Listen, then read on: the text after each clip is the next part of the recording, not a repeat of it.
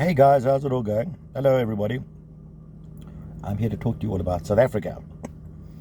Now, the thing about South Africa is it's a very interesting situation because a lot of people are very angry with the way things are going in South Africa.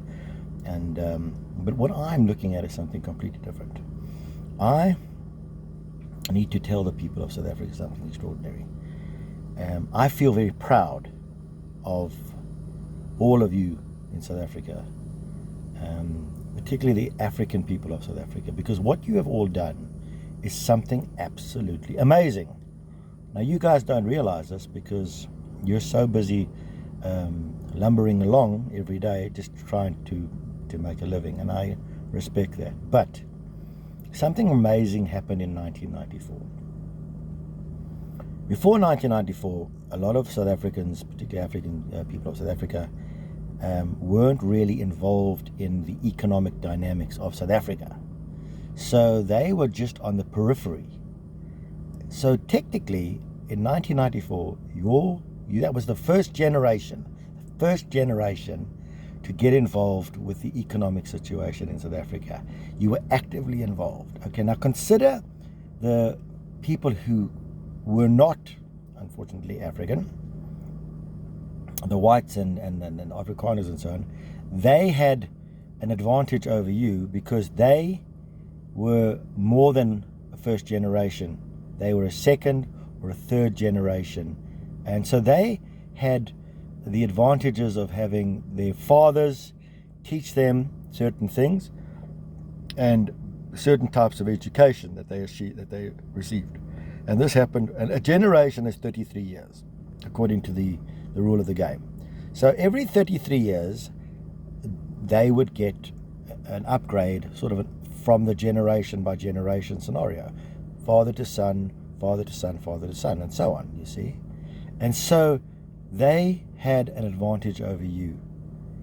And it's just the way it is. It's the way it worked. There was apartheid, and it was all wrong, and we all agree that it was a very bad time. And for my generation, we were very naive, and I can only apologize about that. I didn't know.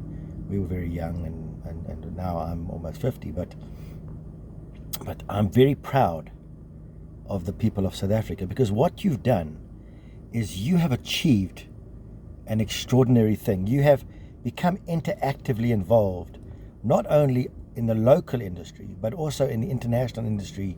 And a lot of you literally came from the fields, or came from the factories, and the next minute you were running companies. It's extraordinary.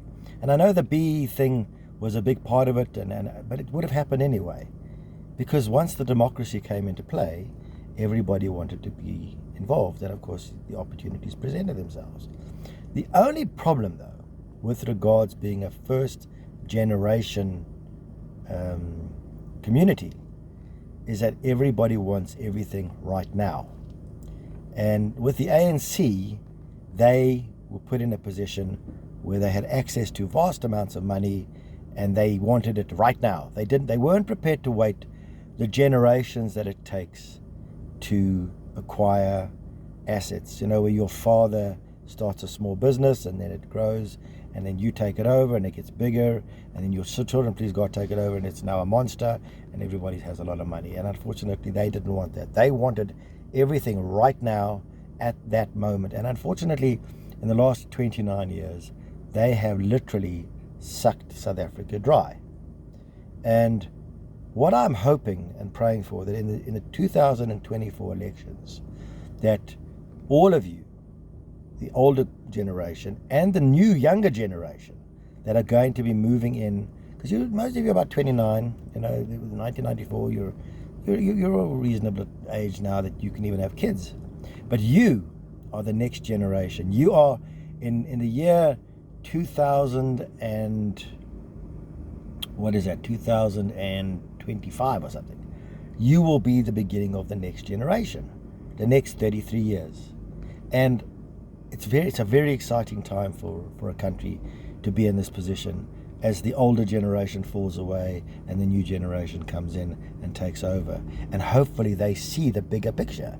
They see that the importance of the stepping stones of each generation is taken into consideration. So you want your generation to have done a lot, and then the next generation will be the children who you will then educate, and they will move up the ladder to the next generation, and they will then progress, and the country will grow, and so on and so on and so on. Now, this is a philosophy that's been going on all around the world. In fact, sadly in Africa, a lot of countries in Africa are only operating at the first generation. And some of them have got into the second generation, but a lot of the countries around the world, America, Australia, even China, funny enough, and Europe, a lot of European, Africa, unfortunately, sort of stands alone. But those countries are operating on 2, 3, 4, 5 generations. And so they have, I mean, you see it in all the YouTube videos. You see these European countries and American countries and Chinese countries, and what they're doing is amazing. They are building, and it's just mind-boggling, because it's multiple generations of growth, and they understand this. We in Africa, unfortunately, time is the problem. Time is the problem, and it's now a time to try and teach the people, to teach their children how to move up, and then teach their children how to move up. And so the stepping stone starts getting bigger and bigger and bigger. And as it gets bigger, everybody benefits, and it grows and grows. And unfortunately, when the ANC came into power, the biggest mistake they did was shut down all the technicons, told all the old Afrikaans guys they didn't want their advice, and all those old farmers and all those amazing men and individuals that had decades of knowledge, they told them they didn't want them. And it was both black and white. It wasn't just one-sided. And they literally took that stepping stone before 1994, and they immediately put it back a few generations in one shot. So you can visualize the stepping stone going up every 33 years, and it got to a certain size, and then suddenly the ANC came to power, and it immediately jumped back 2-3 generations back to that little size. And this is what they've done. And unfortunately, that is why today, 29 years later, where we are today, because they were going to do it. They were so excited. They realized, oh my God, we had this amazing opportunity to own everything, have everything, be the kings of the castle. And after generation or two of more than a few generations, 2 or 3 generations, they never had anything, but they wanted everything. And they didn't think about the people. They didn't think about the children. And it's the children that are the most important. It's the children, you guys, it's the children. And we are not seeing it. I have looked at numerous videos on YouTube. I like to look at YouTube. I like to make comments on YouTube. I am under What the People Want. My call sign is Logical. And so I am always on YouTube all the time. And I examine all your comments. And some of them, unfortunately, your comments are a bit not, well, yeah. And others are reasonably intelligent. The foresight is there. But most of you, well, not most, all of you never talk about your children. Not one of you ever says, I'm worried about my children's future. I'm very concerned. I think it's time we needed to start looking at what I call the due diligence. You do your due diligence of all the political parties. You use the internet. You talk to people, and you make a rational, logical, adult parent decision about the future for your children's future, the next stepping stone. You see, because most of us are not going to be able to send our children overseas. I can't. I haven't got the money. The economy is terrible. The rates are terrible. So my children may very well be stuck in South Africa unless they can find a way to get out. But we all in the same boat. All of us, every one of us, are thinking about our children's future, but none of us are actually saying it. They're not saying, listen, I'm concerned about my children's future. I am tears every night crying because my children, I don't know if they have a future here, because these individuals have ripped the country apart, and you guys have known this for decades, and you've allowed it to happen, and I don't understand. I mean, your parents, at what point did you stop and say, hang on a minute, I can't walk into a voting station and vote for myself? How can I stand there and say, well, I'm going to vote for myself and nobody else, and I haven't even thought about my children? How can you? I don't understand how you can't walk in there with your children's photograph in your hand and look at it and say, who on this voting ballot will look after my children if I die tomorrow? If I get struck by lightning, who here will actually look after my children and their future? It boggles the mind. I still don't completely understand why a lot of you actually had children, because you honestly missed something here. And I've always talked about the soul tests. I always speak of second by second. Every second of every day is a soul test. Every second of every day is a soul test. Are you aware of this? Think about it. If I was a god or a creator, I wanted to test a soul, what would I do? I would give you a soul to look after. Think about it. That's what I would do. And that's what he's done. He gives you souls to look after. And he gives you, some of you take a lot of souls to look after. And then he observes you and he says, okay, now as far as I can tell, in no religion, Christianity, the Jewish religion, the Muslim religion, none of these religions talk about how you as a soul have been put in the responsibility of another soul or other souls, and that you're being observed. You're being observed. And that is a big part of where your soul might end up when you leave this planet. It's not just a question of how you interact with others. I mean, some of these politicians have got a big problem. Let me tell you something. I mean, these guys have signed contracts where they said that they would look after millions of souls, and they've exploited them. I mean, think about that. These guys have stolen the resources to improve the lives of millions of souls. Millions. And they think that when they pass away, that they're not going to pay a price for this. It boggles my mind. You only live for like 100 years, and then you've got to leave. And you can't take the billions and billions and billions that you've stolen with you. No, I'm going to leave them for my children. Really? Is that a really good idea? As far as I'm aware, Bill Gates gave his children each $10 million because he knew, there's a lot of money in anybody's book. He knew if he gave them $1 billion that they would destroy themselves. They would probably get involved in things that are bad, and they would lose their ambition to achieve. And in fact, he would have given his children, it would have been a detriment to his children. He wouldn't have allowed them to grow into viable, functioning adults and souls. So these individuals who have stolen the billions that they've stolen, the billions. Cyril was given billions of rands by Anglo-American in shares, and he immediately sold them the next day. Cyril Ramaphosa never made any money. He hasn't made any money. He was given the money by huge companies.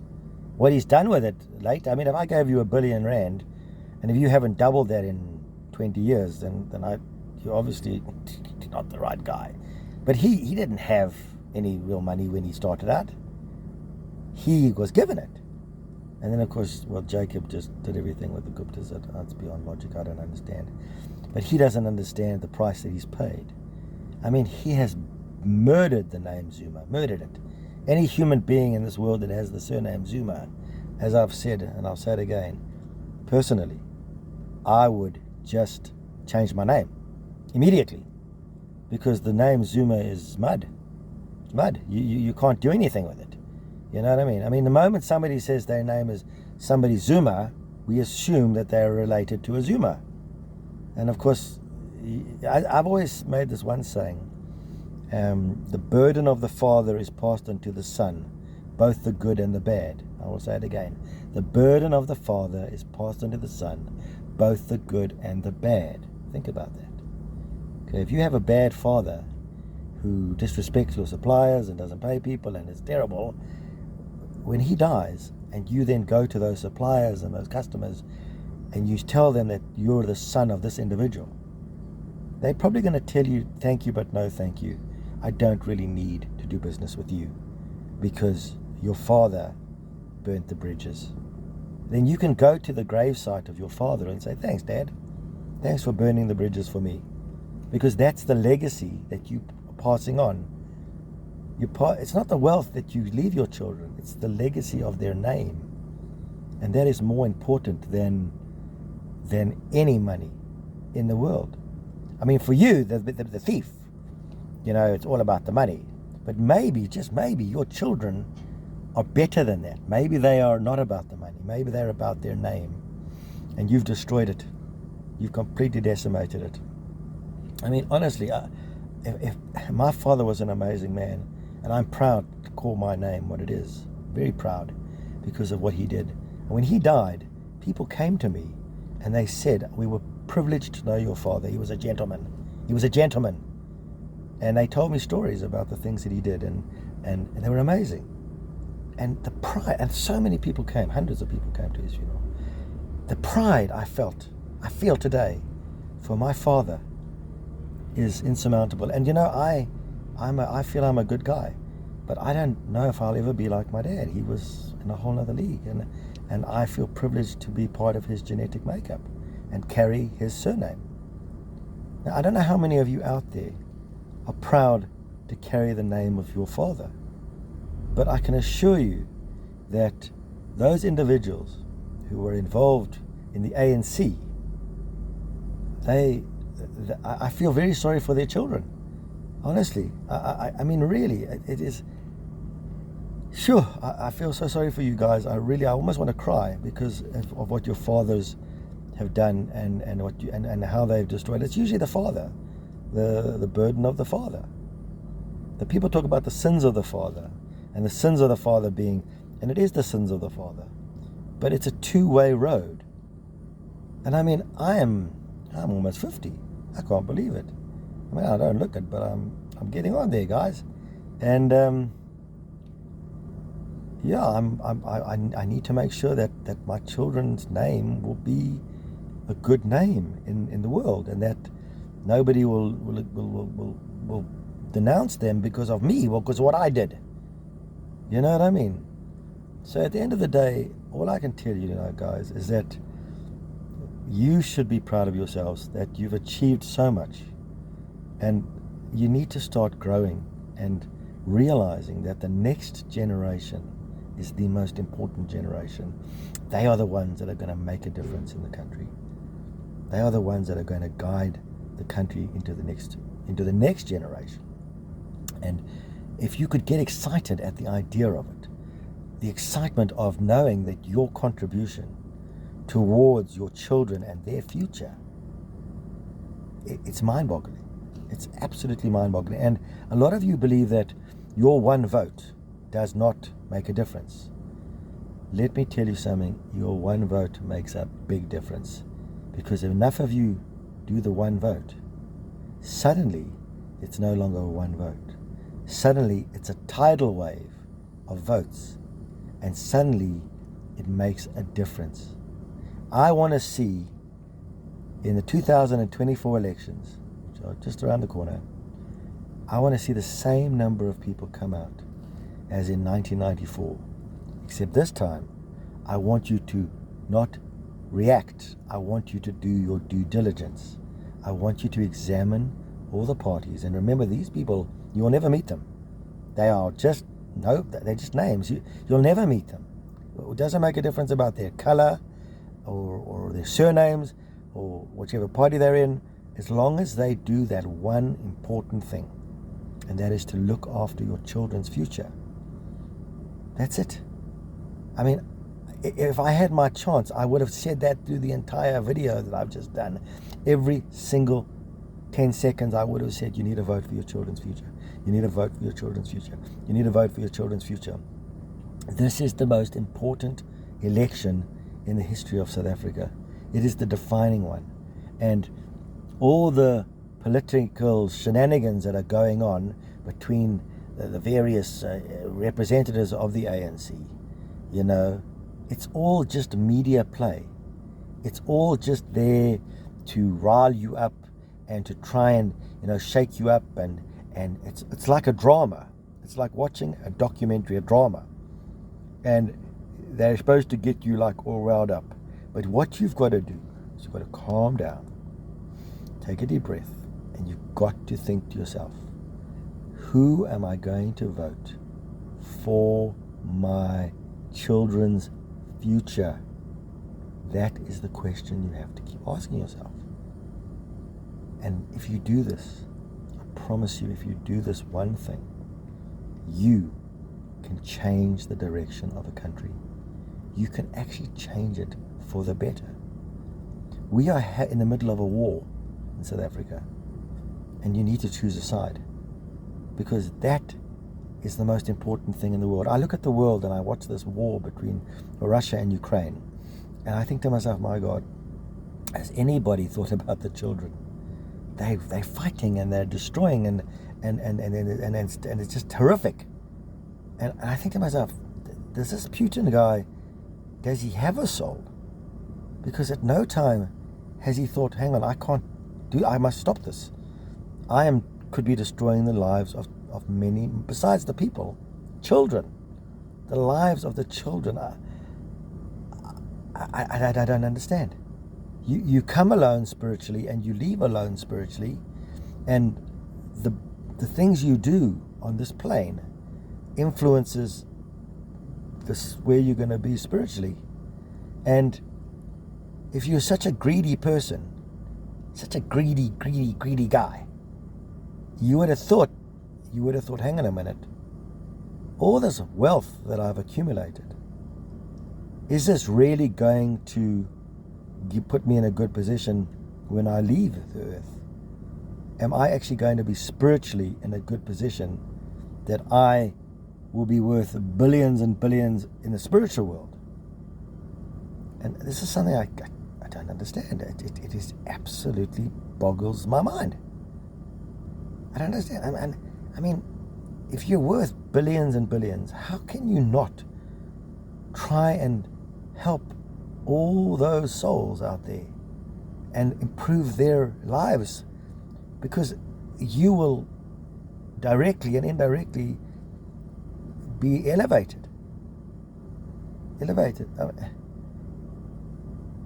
doesn't make sense to me. Anyway, I'm going to go now. I've said what I felt I needed to say, and I hope to goodness that in 2024 you guys decide to vote with your hearts and vote for your children. That's all it's ever I wanted you to do. Okay. Anyway, have a lovely day, and maybe I'll do another video some other time. Okay. So go after yourselves, guys. This is Brett signing off. Ciao, ciao.